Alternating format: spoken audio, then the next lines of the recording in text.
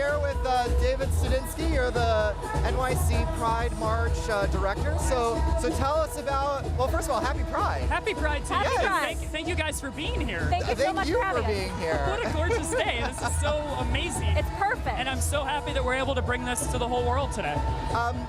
How's your day been so far? As Great. far as like, are you like, is all of your work already done, or like, did you wake up this morning and still had like stuff to do? You know, like.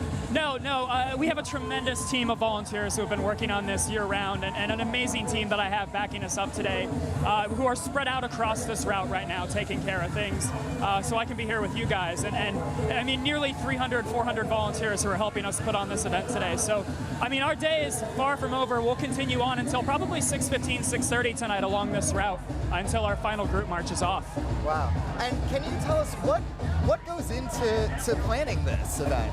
It is a year-round effort that's put on by NYC Pride, and of course the March here is our signature event, but it's not our only one. We have an entire Pride week of activities. We had the rally on Friday night, family movie night on Tuesday, our women's dance last night tease, and then tonight we cap it all off with the fireworks and the dance on the pier featuring Demi Lovato. So there are teams and teams of people who are putting this whole spectacle on, and we start planning in about a week for next year.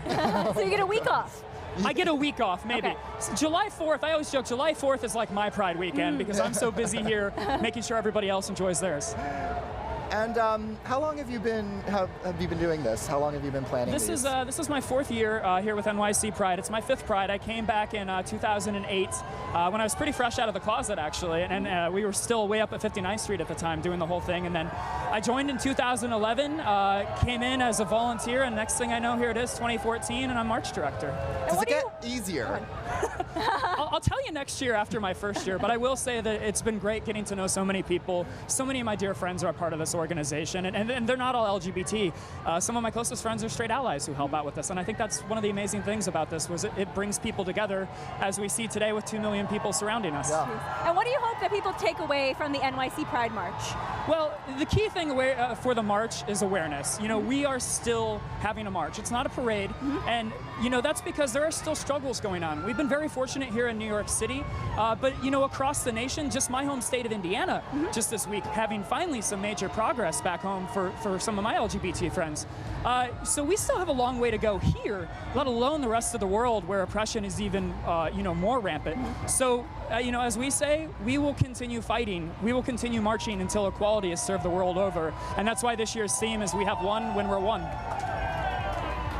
What are some of the LGBT organizations or influencers that are out there right now that you have either looked up to or that you've been paying attention to?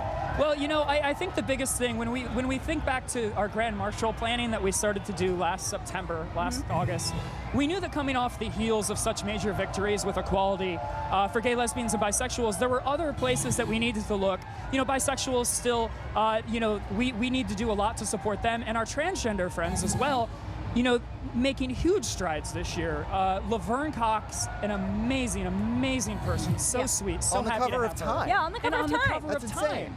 And I would like to point out, we had her on our Pride Guide cover before Time had her on ours. So, you know, I don't know where that happened, but, you know, I think that's just one of the things where every year we need to look at what it takes, because within our own community, within the LGBT community, we know who needs attention, but it's our job, and actually thanks to you guys and thanks to the world over today, that we can bring these struggles and this effort to the forefront of everyone's mind in the mainstream so that our cause continues to move on.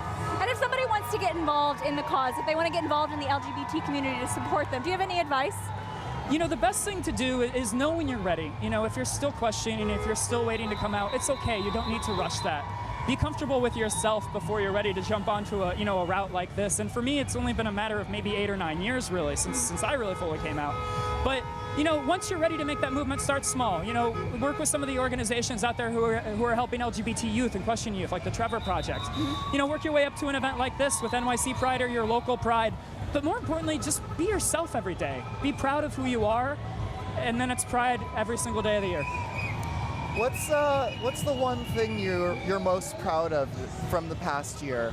you know, from the past year in terms as it relates to NYC Pride, that this is happening right now, that you guys are here. This was actually one of the things that I wanted to do so dearly this year, was to bring this march to people in the farthest stretches of the nation and of the earth, really. Yep. You know, because I'm from Indiana. I'm not a native New Yorker, and I was at home once. My God, if I'd been watching this when I was still trying to come to terms with things, I wonder how much different it would have been. And I hope that there's someone out there today, and I know that someone who is still struggling, who's still coping, and is ready to kind of take that next step. And I hope that they understand that when they look behind us, when they see this 2-mile stretch of 14,000 marchers, more than 300 groups, and 2.5 million spectators, plus all of our friends at home, we're not alone. Well, and we have a huge international viewership right now. Yeah, we've had comments from all over the world. Yeah. Do you have anything that you would like to say to them, or that you would like them to take away from watching this? You know, again, it starts with being yourself. Be true, and I know it's hard in some places where a lot of people do not have the luxuries that we do, these rights, and they're not even really luxuries, these rights that we've finally been granted, that they're still working for. We're behind them. We are here for them, and we will all work together until this is done, until we are all one front, and the world treats us as equals. Where do you see the conversation moving in the coming years? I'm sorry, repeat the question. Yes, I know, it's very loud. We have Flaming, one of my great favorite bars here, Flaming Saddles, coming down the route right They now. have a great These flow. guys are doing awesome. Where do you see the conversation moving to and evolving to? You know, as we look to 2015, I think we need to continue to keep in mind some of the things that are not at the forefront of mainstream's, mind. We did a great job this year with the transgender movement. We need to go back and take a look at our friends in the bisexual community. Continue to pay a mind to every letter of the spectrum. There's no one letter that's more important than most, but we have to stay on the footprint to make sure that we're doing the best thing possible. Some of my bartenders are waving at me. This is cracking me up. You can say hi to Hello, boys. Hi. Happy Pride. Hello, fans. How we doing, fans? How you doing? We love what you're doing over there. We love what you're You doing. gotta do an interview with us doing right like this. We gotta say up in Let's go. Hell's Kitchen. If the young game, mother truckers. We love you all. Amazing. This is what it's about. You know, no matter where you are today, everyone's behind you. That's what today's about. That's great. Yeah, yeah, yeah. What do you want people to remember about Pride 2014? You know, a beautiful day, and not just our Pride. There are Prides around the world today. World Pride up in Toronto, our friends out in San Francisco, Chicago. We're here. We're still working. We're still fighting for our cause, and we've got work to do. But we have a lot to celebrate over the past year. We have a lot to look forward to over the next year, and it's time to keep moving on and making sure that people understand that we're here for a reason, and we have a lot to fight for. That's great. Well, thank you so much for being here. Thank you guys. Thank you to Thank you Google. so much. Thank you to YouTube. Thank you to Mashable for being on board with this.